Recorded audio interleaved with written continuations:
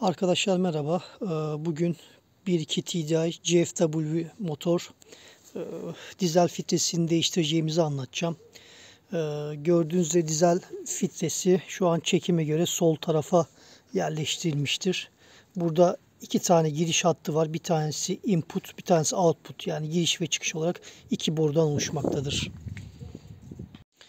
Evet arkadaşlar.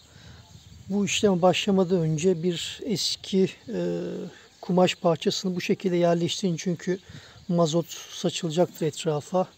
Ve ben genelde MAN filtre kullanıyorum. 1.2 GFW motor için bu serial numarasındaki orijinal MAN kullanıyorum arkadaşlar.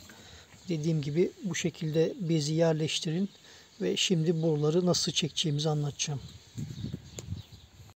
Evet arkadaşlar, şimdi şurada gördüğünüz üzere iki tane tırnağı var arkadaşlar.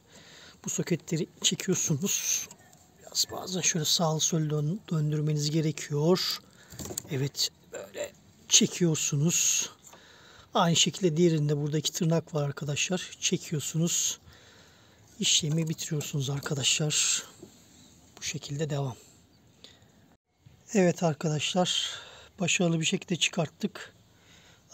Şimdi burada 1, 2, 3 tane tutucu tırnak var arkadaşlar. Bunları bu şekilde geriye ittirip bunu çekerek filtreyi alacaksınız arkadaşlar. Bir şey yok. Bunları tabii aynı anda böyle bastırarak bir şekilde çekmeniz lazım. Ondan sonra yeni filtremizi, gördüğünüz gibi ben MAN filtre kullanıyorum. Serial numarası burada arkadaşlar. Buraya yerleştireceğiz ve işlemi bitireceğiz arkadaşlar. Arkadaşlar bu eski filtre, bu yeni filtre. Muhakkak filtreleri yerleştirmeden önce size'larına, yani boyutlarına bakın, giriş çıkış delik sayılarına bakın arkadaşlar. Bir de seri numaraları aynı mı ona bakın ve daha sonra yeni olan filtreyi bu gördüğünüz boşluğa doğru arkadaşlar ittirerek yerleştireceğiz. Tabi bunun ben daha önce plastik şeyleri vardı, korumaları vardı arkadaşlar. Bu plastik korumaları da bu şekilde buradan çıkarttım. Onu da sizlere bilgi olarak sunayım. Dediğim gibi boruları biraz böyle bu şekilde ittirerek buradaki yuvasına arkadaşlar oturtacağız. Zaten 3 tane tırnak tutuyor arkadaşlar. 1, 2 ve 3. tırnak. Zaten kendi yuvasına yerleşecektir. Şimdi ben hem tek elle çekim yapıp hem bunlarla uğraştığım için önce şu boruları şöyle yana doğru atıyorum ve daha sonra filtremi arkadaşlar elimle ittiriyorum.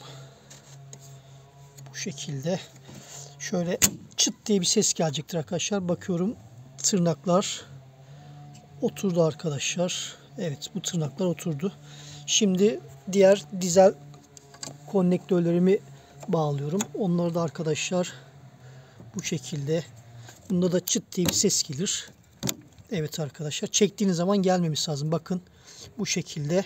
Diğer boyu da aynı şekilde yaparak işlemi sonlandıracağız. Arkadaşlar, işlemleri tamamladıktan sonra kontağımızı açıyoruz. Yarım açıyoruz. Motoru çalıştırmıyoruz kesinlikle. Işıklar söndükten sonra, biraz bekledikten sonra birkaç saniye kapatıyoruz. Tekrar açıyoruz bekledikten sonra. Bu şekilde Cammo Rail hattının havasını alıp birazdan motor start yapacağız arkadaşlar. Evet, bunu 5-6 defa falan tekrarlıyoruz. Evet arkadaşlar, on off yaptıktan sonra 5-6 kere motoru çalıştırmak için evet tekrar kontağı açıyoruz ve evet, motoru rahatlıkla çalıştırdık arkadaşlar. Sonrasında bir kaçağımız var mı? Bağlantılara bakacağız. Dizel filtresine oraya bakacağız ve işlemi sonlandıracağız arkadaşlar. Arkadaşlar, motoru çalıştırdık. Buradaki mazot kaçaklarına dikkat edin lütfen. Burada dikkatlice bakın. Herhangi bir kaçağımız yok ve konnektörler titreşimden çıkmaması için elinizi bir kontrol edin. Şu anda bir problem yok arkadaşlar. Yeni mazot filtremizi de oturtturduk. İşlemi başarıyla bir şekilde tamamlamış olduk. Kanalımıza abone olun ve videolarımızı izleyin. Bizleri desteklemeyi unutmayın arkadaşlar. Hepinize sağlıklı, sıhhatli günler diliyorum.